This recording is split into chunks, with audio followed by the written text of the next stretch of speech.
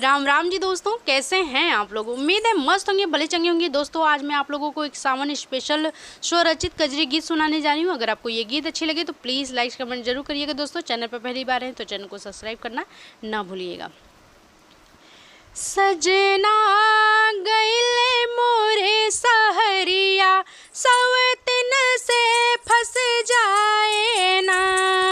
सजना गइले मोरे सहरिया, सवतिन से फंस जाए ना। सजना गइले मोरे सहरिया, सवतिन से फंस जाए ना।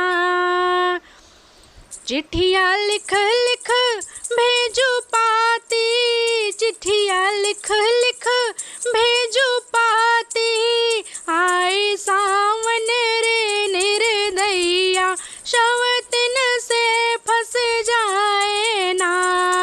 आए सावन रे निर्दयिया, सवतिन से फंस जाए ना। सजना गइले मोरे सहरिया, सवतिन से फंस जाए ना।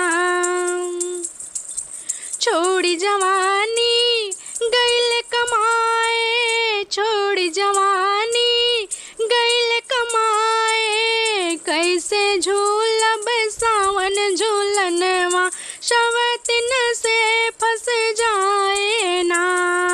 कैसे झूलब सावन झूलनवा, सवतिन से फंस जाए ना।